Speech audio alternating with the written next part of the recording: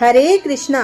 श्रोतागणों, आज हम आपके लिए निर्जला एकादशी की व्रत कथा लेकर आए हैं। यह कथा है एक जाट और एक गाय की, जिसमें गाय ने जाट को श्राप देकर उसे गधा बना दिया। तो आइए सुनते हैं निर्जला एकादशी की यह पावन और पौराणिक कथा। बहुत समय पहले की बात है। एक गांव में एक जाट रहता था। उसकी नई नई शादी हुई थी। शादी के बाद वह पहली बार अपनी पत्नी को लेने अपने ससुराल जा रहा था। वह अच्छे वस्त्र पहनकर तैयार होकर ससुराल के लिए निकलता है। रास्ते में उसने देखा एक गाय पानी पीने के लिए तालाब में उतरती है। वह गाय अपनी प्यास तो बुझा लेती है, लेकिन तालाब से बाहर नहीं निकल पाती और कीचड़ में फंस जाती है। जाट को देखकर वह गाय उससे बोली, अरे मुसाफिर, मुझे इस दलदल से बाहर निकाल दे। तब जाट गाय से बोलता है, अरे नहीं नहीं गाय माता, मेरे कपड़े गंदे हो जाएंगे। मैं पहली बार अपने ससुराल अपनी पत्नी को लेने जा रहा हूँ। गाय बोली, अरे मूर्ख, आज निर्जला ग्यारस है, निर्जला एकादशी है। तुम्हें बहुत पुण्य मिलेगा। मैं तुम्हें वरदान दूंगी, तेरे साथ तेरी सारी पीढ़ियां तर जाएगी। लेकिन जाट नहीं माना। तब नाराज होकर गाय बोली, अगर तुमने मुझे अब पानी से बाहर नहीं निकाला तो मैं तुम्हें श्राप दे दूंगी। जा, मैं तुम्हें श्राप देती हूँ कि तू अब से 8 प्रहर बाद गधा बन जाएगा। वह जाट डर गया और गाय से माफी मांगने लगा, लेकिन तब तक देर हो चुकी थी। वह गाय पानी में डूबने लगी और देखते ही देखते वह पानी में भीतर समा गई। यह देख जाट उदास हो गया और उदास मन से ही वह ससुराल पहुंचा। जवाई को देखकर ससुराल में सभी बहुत खुश हुए, लेकिन ससुराल पहुंचते ही वह जिद करने लगा कि पत्नी को जल्दी से तैयार कर दो, हमें अभी निकलना है। सभी ने मिन्नतें करी कि जवाई जी, एक दिन तो रुक जाओ, लेकिन जवाई नहीं माना। तब उसकी पत्नी बोली कि सब इतनी मनुहार कर रहे हैं, मिन्नतें कर रहे हैं, तो आप एक दिन रुक क्यों नहीं जाते। तब जाट ने उसे श्राप की सारी बात बता दी। उसके ऐसे बताने के बाद उसकी पत्नी बिना देर किए तुरंत उसके साथ अपने घर के लिए चल दी। 8 प्रहर के बाद जाट गधा बन जाता है। उसकी पत्नी उसे घर में लेकर बैठी रही। इस तरह कई दिन बीत गए। कुछ दिनों बाद जब घर में अन्न और धन कुछ भी नहीं बचा, तब वह अपनी पत्नी से बोला, तुम मुझे लेकर मजदूरी करने चलो। तब वह दोनों नगर के राजा के यहाँ मजदूरी करने पहुँचे। राजा के यहाँ कुएं की खुदाई का काम चल रहा था। जाट की पत्नी अपने सिर पर मिट्टी रखकर मिट्टी फेंकने जाती, तो दूसरे मजदूर उसे देखकर बोले, अरे बहन, जब तुम्हारे पास गधा है तो तुम खुद क्यों मिट्टी उठा रही हो? तुम इस पर बोझ रखकर क्यों नहीं ढोती हो? क्यों बोझ उठाती हो? पर वह कुछ नहीं बोली। दूर से राजा भी यह सब देख रहा था। एक दिन राजा ने उससे पूछा, तुम्हारे पास गधा है तो तुम क्यों बोझ उठाती हो? तब वह बोली, महाराज, ये गधा नहीं है, ये मेरे पति हैं। इन्हें गाय का श्राप लगा है। उसने राजा को सारी बात बता दी। राजा ने पंडित को बुलवाकर इसका हल पूछा। तब वह पंडित बोला कि राजा जी, इसका केवल एक ही उपाय है कि जिस व्यक्ति ने अपने जीवन काल में 101 ग्यारस करी हो और उसका फल वह इस गधे को दे दे, तो यह मानव बन सकता है, मनुष्य रूप में आ सकता है। राजा ने पूरे नगर में ये ढिंडोरा पिटवा दिया कि जिसने भी 101 ग्यारस का व्रत किया है, अगर वह अपनी ग्यारस का फल दे देता है तो राजा उसे अपना आधा राज्य दे देंगे। राजा की संपूर्ण नगरी में कोई भी ऐसा नहीं था जिसने 101 ग्यारस का व्रत किया हो। किसी ने 10 तो किसी ने 11 और किसी ने 21 एकादशी का व्रत किया था। तब एक बुढ़िया वहां आई और वह बोली, राजा जी, मैंने पूरी 101 एकादशी का व्रत किया है। तब राजा बोला, कि तुम अपनी 101 ग्यारस का पुण्य फल इस गधे को दे दो, तो मैं तुम्हें मुंह मांगा धन दूंगा। तब बुढ़िया बोली, महाराज, मैं धन लेकर क्या करूंगी? मैं आज हूँ, कल नहीं।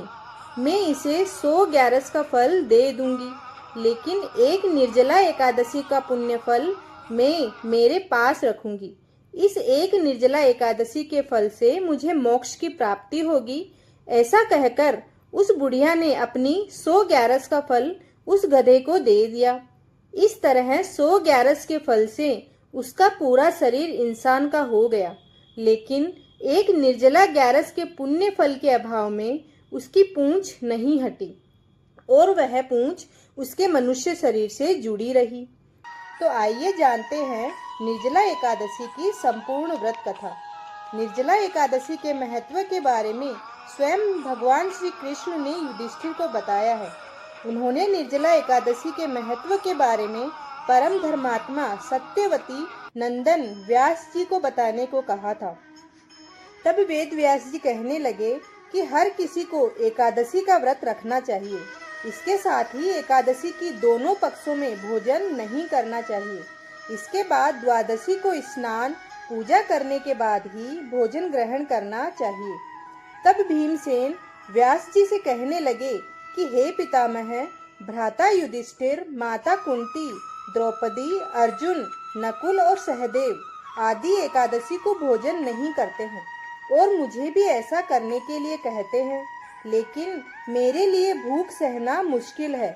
मैं भगवान की शक्ति पूजा करने के साथ दान देना चाहता हूँ, दान करता भी हूँ, लेकिन भोजन के बिना मैं नहीं रह सकता। इस पर वेद व्यास जी कहने लगे कि हे भीमसेन, यदि तुम नरक को बुरा और स्वर्ग को अच्छा समझते हो तो प्रति महीने की दोनों एकादशियों के दोनों पक्षों में तुम अन्न मत खाया करो।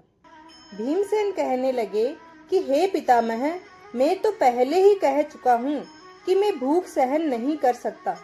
अगर साल भर में कोई एक ही व्रत पड़ता हो तो मैं रख सकता हूँ, क्योंकि मेरे पेट में वक्र नाम वाली अग्नि है, इसलिए मैं भोजन किए बिना नहीं रह सकता। भोजन करने से वह वक्र नाम की अग्नि शांत रहती है, इसलिए पूरा उपवास तो क्या प्रभु, एक समय भी बिना भोजन किए रहना मेरे लिए कठिन है। अतः हे वेदव्यास जी, हे पितामह, आप मुझे कोई ऐसा व्रत बताइए जो साल में केवल एक बार ही करना पड़े और मुझे स्वर्ग की प्राप्ति हो जाए। इसके साथ ही जीवन में कल्याण ही कल्याण हो। इस पर श्री वेद व्यास जी कहने लगे कि हे पुत्र, बड़े बड़े ऋषियों ने बहुत शास्त्र आदि बनाए हैं, जिनसे बिना धन के थोड़े परिश्रम से ही स्वर्ग की प्राप्ति हो सकती है। इसी प्रकार शास्त्रों में दोनों पक्षों की एकादशी का व्रत मुक्ति के लिए रखा जाता है। व्यास जी के वचन सुनकर भीमसेन नरक में जाने के नाम से भयभीत हो गए और कांप कर कहने लगे, अपने कांपते हाथों से हाथ जोड़कर श्री व्यास जी से कहने लगे कि अब मैं क्या करूं प्रभु, मास में 2 व्रत तो मैं नहीं कर सकता। हाँ, वर्ष भर में एक व्रत करने का प्रयत्न मैं अवश्य कर सकता हूँ। अतः वर्ष में एक दिन व्रत करने से यदि मेरी मुक्ति हो जाए तो ऐसा कोई व्रत बताइए। यह सुनकर वेदव्यास जी कहने लगे कि वृषभ और मथुन की संक्रांति के बीच ज्येष्ठ मास के शुक्ल पक्ष की जो एकादशी आती है उसका नाम निर्जला है। तुम उस एकादशी का व्रत करो। इस एकादशी के व्रत में स्नान और आचमन के सिवा जल वर्जित है। आचमन में 6 मासे से अधिक जल नहीं होना चाहिए, अन्यथा वह मद्यपान के बराबर हो जाता है। इस दिन भोजन नहीं करना चाहिए, क्योंकि भोजन करने से व्रत नष्ट हो जाता है। यदि एकादशी को सूर्योदय से लेकर द्वादशी के सूर्योदय तक जल ग्रहण न करे तो उसे सारी एकादशियों के व्रत का फल प्राप्त होता है। द्वादशी को सूर्योदय से पहले उठकर स्नान आदि करके ब्राह्मणों का दान आदि देना चाहिए। इसके पश्चात भूखे और सुयोग्य ब्राह्मण को भोजन कराकर फिर आप भोजन कर लेना चाहिए। इसका फल पूरे वर्ष की संपूर्ण एकादशियों के बराबर होता है। वेदव्यास जी कहने लगे कि हे भीमसेन, यह मुझको स्वयं भगवान ने बताया है। इस एकादशी का पुण्य समस्त तीर्थों और दानों से अधिक है। केवल एक दिन मनुष्य निर्जला रहने से पापों से मुक्त हो जाता है और स्वर्ग की प्राप्ति पा लेता है। जो मनुष्य निर्जला एकादशी का व्रत करते हैं, उनकी मृत्यु के समय यमदूत आकर नहीं घेरते, बल्कि भगवान के पार्षद उसे पुष्पक विमान में बिठाकर स्वर्ग की ओर ले जाते हैं। अतः संसार में सबसे श्रेष्ठ निर्जला एकादशी का व्रत है। इसलिए प्रयत्न के साथ इस व्रत को करना चाहिए। उस दिन ओम नमो भगवते वासुदेवाय मंत्र का उच्चारण करना चाहिए और गोदान करना चाहिए। इस प्रकार व्यास जी की आज्ञा के अनुसार भीमसेन ने इस व्रत को किया। इसलिए इस एकादशी को भीमसेनी या पांडव एकादशी भी कहते हैं। निर्जला व्रत करने से पूर्व भगवान से प्रार्थना करें कि हे भगवान, आज मैं निर्जला व्रत करता हूँ, दूसरे दिन भोजन करूँगा, मैं इस व्रत को श्रद्धा पूर्वक करूँगा, अतः आपकी कृपा से मेरे सब पाप नष्ट हो जाएं।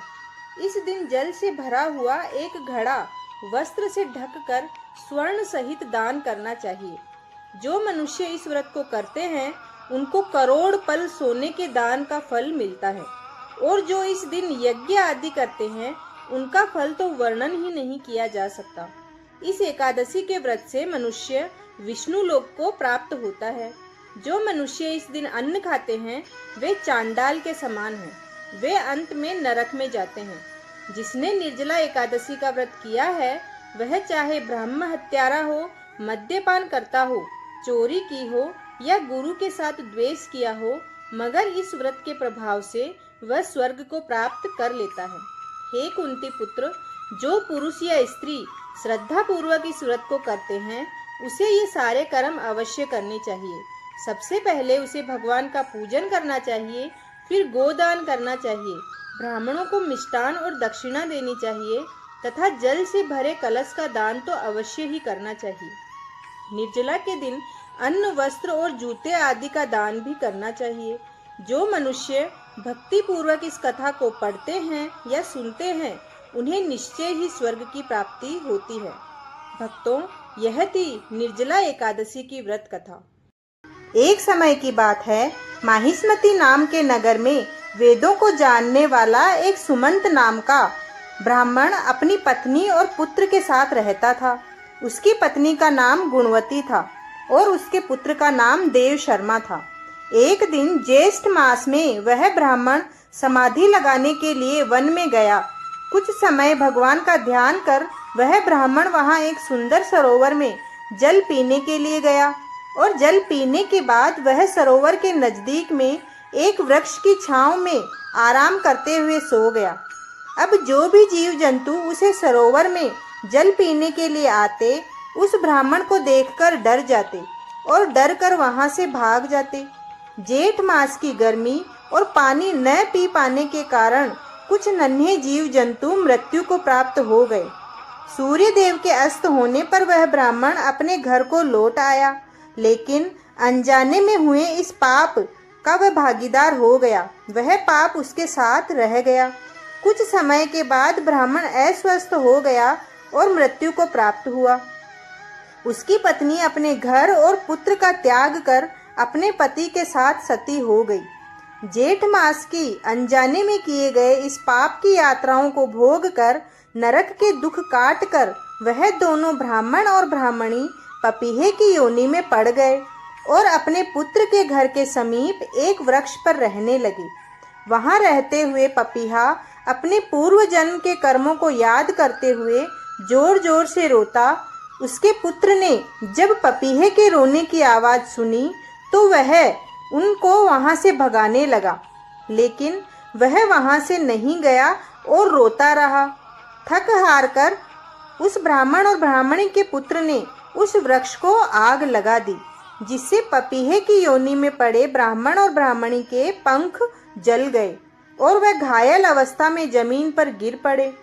उस दिन स्वप्न में ब्राह्मण देव शर्मा को यह ज्ञात हुआ कि वह पपीहा का जोड़ा और कोई नहीं, उसके माता पिता हैं। यह जानकर उसे बड़ी हैरानी हुई। उन ब्राह्मण और ब्राह्मणी का पुत्र देव शर्मा श्रेष्ठ ऋषियों के आश्रम पर पहुंचा और अपने माता पिता का सारा वृतांत सुना दिया और उनके उद्धार का उपाय पूछने लगा। तब ऋषियों ने उसे बताया कि तुम्हारे पिता पर पूर्व जन्म का अज्ञात पाप है। उस अज्ञात पाप से मुक्ति के लिए तुम्हें ज्येष्ठ मास की निर्जला एकादशी का पावन व्रत करना होगा, जो सभी एकादशियों में सर्वोपरि है। इसके साथ तुम्हें जलपान की व्यवस्था करनी होगी। तब ब्राह्मण पुत्र देव शर्मा ने अपने माता पिता के उद्धार के लिए निर्जला एकादशी का व्रत किया। निर्जन वन में जीव जंतुओं के लिए पानी की व्यवस्था की, साथ ही जगह जगह पानी के प्याऊल लगवा दिए, जहां सभी मनुष्य, पशु पक्षी, जीव जंतु आकर अपनी प्यास बुझा रहे थे। इसके इस पुण्य के प्रभाव से उसके माता पिता को पपीहे की योनि से मुक्ति मिली। वह अपने पुत्र को सुख, समृद्धि और ऐश्वर्य का आशीर्वाद देकर स्वर्ग लोक की ओर प्रस्थान कर गए। इस तरह उन्हें विष्णु लोक की प्राप्ति हुई। इस प्रकार निर्जला एकादशी को जल दान का अधिक महत्व है।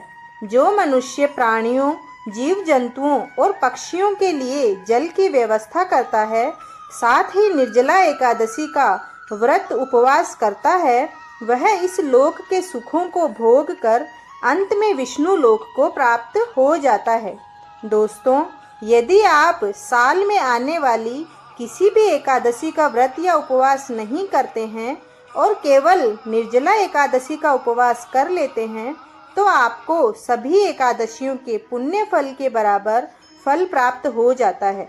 भक्तों, अगर आपको ये कथा पसंद आई है तो चैनल को जरूर सब्सक्राइब करें और कमेंट में ओम नमो नारायणाय लिखना ना भूलें। धन्यवाद।